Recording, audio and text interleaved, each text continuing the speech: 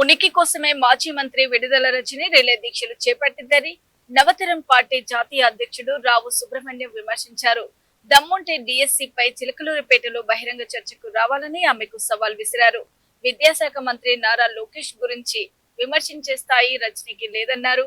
పారదర్శకంగా జరిగిన DSC నియామకాలను credit చోరీ పిచ్చితో జగన్ అండ్ కో రాజకీయం చేయాలని చూస్తున్నారని అన్నారు.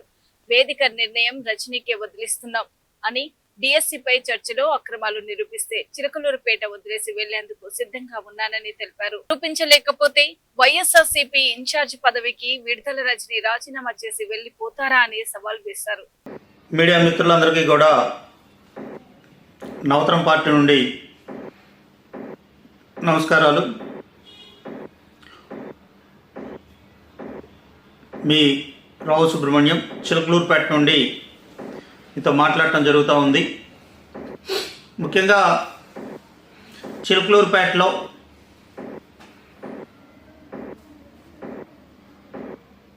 ఘోర పరాభవంతో గుంటూరు వెళ్ళి పోటీ చేసి అక్కడ కూడా 50,000 పైచిలుకు ఓట్లతోటి ఓడిపోయి తిరుగుటపాలో చిలకలూరుపేటకు వచ్చినటువంటి మాజీ మంత్రి వైఎస్ఆర్సీపీ చిలకలూరుపేట ఇన్ఛార్జ్ విడుదల రజని 3 రోజులుగా ఆవిడ చిలకలూరుపేటలో చాలా హై డ్రామా క్రియేట్ చేయడానికి, ఉనికి చాటుకోవడానికి రిలే నిరాహార దీక్షలు చేస్తూ ఉన్నారు. నారా లోకేష్ రాజీనామా చేయాలి, డిఎస్సీలో అక్రమాలు జరిగినాయి అని చెప్పి అనవసరమైనటువంటి రచ్చ రాద్ధాంతం చేస్తూ ఉన్నారు. కనీసం పోలీసుల అనుమతి తీసుకోవాలని కానీ, ఆ ప్రాంతంలో వెల్లటూరు పెద్దబ్బాయి గారి చిన్నపిల్లల ఆసుపత్రి, వరలక్ష్మి చిన్నపిల్లల ఆసుపత్రి, గుండె జబ్బులు ఉండేటువంటి వ్యక్తులు వైద్యం చేయించుకునే రాజరమేష్ గారి ఆసుపత్రి, ఎదురుగా మోడర్న్ స్కూల్, చిన్నపిల్లలు చదువుకునేటువంటి స్కూల్, ఇవన్నీ ఉన్నటువంటి ప్రాంతంలో కనీస అనుమతి లేకుండా 3 రోజుల పాటు నానా యాగి చేసి చిలకలూరుపేటలో ఒక రకమైనటువంటి న్యూసెన్స్ వాతావరణాన్ని కలిగించినందుకు ముందుగా చిలకలూరుపేట ప్రజలకి విడుదల రజని క్షమాపణ చెప్పాల్సినటువంటి అవసరం ఉంది. ఆమె అరెస్ట్ని రోజు ఆమెను అరెస్ట్ చేసి దీక్షని భగ్నం చేసినందుకు చిలకలూరుపేట పట్టణ పోలీసుల్ని నవతరం పార్టీ నుండి మనస్ఫూర్తిగా అభినందిస్తూ ఉన్నా.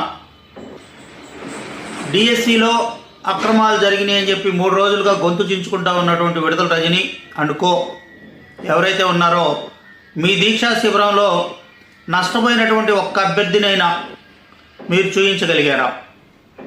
నేను బహిరంగంగా సవాల్ చేస్తూ ఉన్నా. డిఎస్సి పారదర్శకంగా జరిగింది.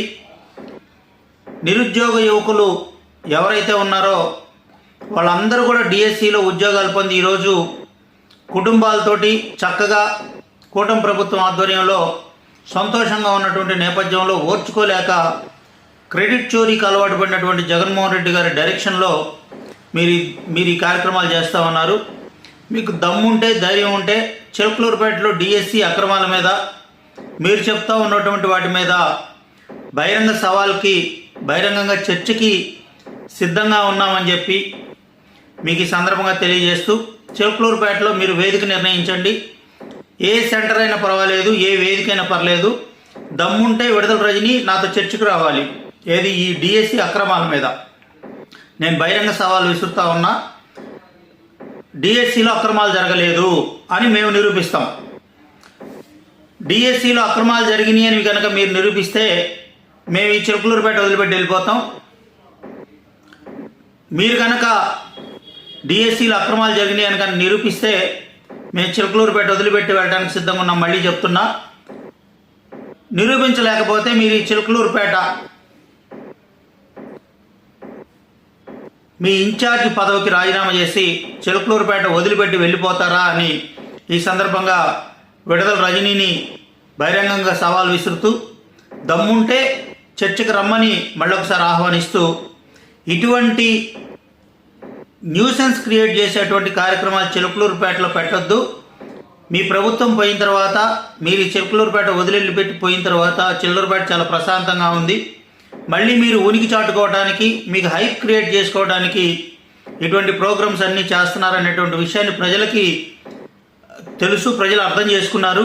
కాబట్టి దయచేసి ఇంక నుంచైనా ఇటువంటి అనవసరమైన కార్యక్రమాలు మానుకొని ఈ చిలకలూరుపేటని ప్రశాంతంగా ఉండనివ్వమని చెప్పి విడుదల రజనీ గారికి నవతరం పార్టీ నుండి విజ్ఞప్తి చేస్తా ఉన్నాం.